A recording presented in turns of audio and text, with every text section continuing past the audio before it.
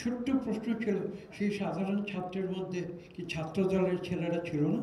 আমরা সেই তারুণ্যের জয়গান আজকে গাইব, যেই তরুণেরা সত্যিকারভাবে যারা সঠিক পথে আছে, যেই তরুণেরা বিপথে যায় সেই তরুণদের আমি শ্রদ্ধা করি।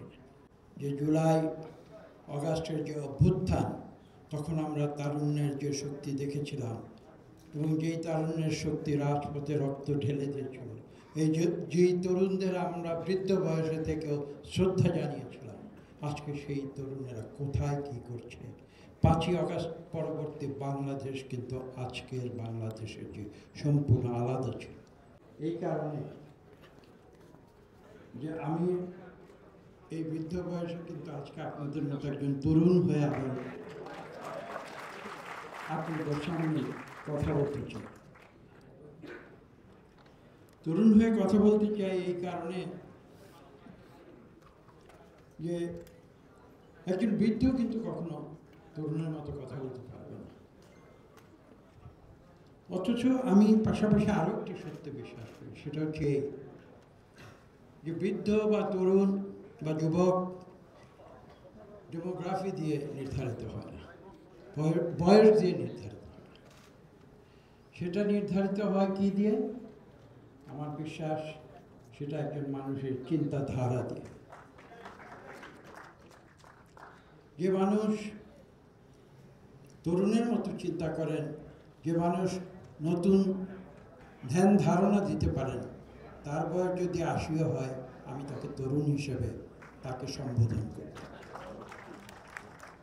আর যেই তরুণ আজকে আমরা দেখতে পাচ্ছি, আজকের বাংলাদেশে দেখতে পাচ্ছি, যেই তরুণেরা বৃদ্ধের মতো কথা বলছে, তাদেরকে আমি তরুণ সমাজ বলব। কেন বলছি? বলছি এই কারণে যে 5ই আগস্ট বিগত বছরের যে জুলাই অগাস্টের যে অভ্যুত্থান, তখন আমরা তারুণ্যের যে শক্তি দেখেছিলাম এবং যেই তারুণ্যের শক্তি রাজপথে রক্ত ঢেলে দিয়েছিল, যেই তরুণদের আমরা বৃদ্ধ বয়সে থেকেও শ্রদ্ধা জানিয়েছিলাম, আজকে সেই তরুণেরা কোথায় কি করছে? 5ই আগস্ট পরবর্তী বাংলাদেশ কিন্তু আজকের বাংলাদেশের যে সম্পূর্ণ আলাদা ছিল। আমি কঠিন কথা বলছি, কিন্তু কঠিন কথা সময়ে বলতে হয়। আমি বিশ্বাস করব আজকে যারা এখানে সমবেত হয়েছেন, আজকে শ্রদ্ধেয় বক্তারা ছিলেন যারা, তাদের কথা আমরা যারা শুনেছি মনোযোগ দিয়ে, আমরা সেই তারুণ্যের জয়গান আজকে গাইব, যেই তরুণেরা সত্যিকারভাবে যারা সঠিক পথে আছে, যেই তরুণেরা বিপথে যায় সেই তরুণদের আমি শ্রদ্ধা করি। আমার কথা হয়তো অনেকে পছন্দ করবেন না, কিন্তু আপনারা জানেন যে আমি কঠিন সত্য কথা বলি।